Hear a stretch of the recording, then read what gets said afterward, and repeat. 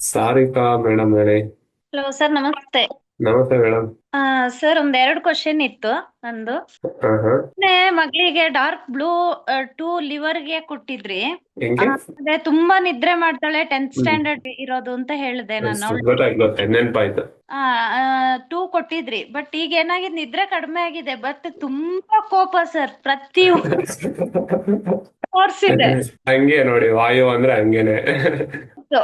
ಸರ್ದು ಕ್ಲಾಸ್ ಅಲ್ಲಿ ನಾನು ನಂಬರ್ ಟೂದು ನಾನು ಸಿಂಪ್ಟಮ್ಸ್ ಇದು ಮಾಡುವಾಗ ತುಂಬಾ ಹಂಗೆ ನಿದ್ದೆ ಸಿಕ್ಕಾಪಟ್ಟೆ ಮಾಡ್ತಾಳ ಅಂತ ಹೇಳಿದ್ರಿ. ನಿದ್ದೆಗೆ ನಾನು ನಂಬರ್ 2 ಡಾರ್ಕ್ ಬ್ಲೂ ಕಲರ್ ಕೊಟ್ಟೆ. ನಿದ್ದೆ ಕಮ್ಮಿ ಆಗಿದೆ ಅಲ್ವಾ ಇವಾಗ?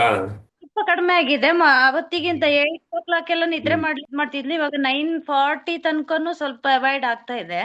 ಎಸ್, ನಂಬರ್ 2 ಡಾರ್ಕ್ 2 ವರ್ಕ್ ಆಯ್ತು. ಇವಾಗ ಕೋಪ ಬರ್ತಾ ಇದೆ ಅಲ್ವಾ? ಅಂದ್ರೆ ಏನ್ ಹೇಳ್ತೀನಿ ಅದಕ್ಕೆ ವಿರುದ್ಧ, ಇದನ್ನ ಓದು ಅಂದ್ರೆ ಅದನ್ನ ಓದಲ್ಲ, ಅವಳು ಅಪೋಸಿಟ್ ಹ್ಮ್. ಮಾಡ್ತಾಳೆ. ಏನ್ ಕೇಳಿದ್ರು ರಪ್ಪ ಅಂತ ಆನ್ಸರ್ ಕೊಡ್ತಾಳೆ ಸರ್ ಅವಳು. ಹಂಗೆ ವಿಂಡ್ ಅಲ್ವಾ, ವಾಯು. ಇವಾಗ ಏನ್ ಮಾಡಿ ಗೊತ್ತಾ, number 2 dark blue colour work ಆಗಿಬಿಡ್ತು.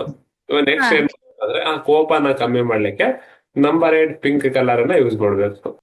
Number 8 pink colour. ಯಾವ್ದಾದ್ರು ಚೀಟಿಲ್ ಬರ್ದು ಹಾಕಿದ್ರು ಆಗುತ್ತೆ, ಇಲ್ಲ ಗೋಡೆಗೆ ಲಿವರ್ ರಿಫ್ಲೆಕ್ಸ್ ಗೆ ಬರೀರಿ. ಅಲ್ಲಿಗೆನೆ. ಓಕೆ. 2 ಡಾರ್ಕ್ ಪ್ಲಸ್ ಸಾಕು. ವಾಯು ಇನ್ಕ್ರೀಸ್ ಮಾಡ್ಬೇಕಾಗಿತ್ತು, ಮಾಡಿರ್ಲಿ. ಹೌದಲ್ವಾ?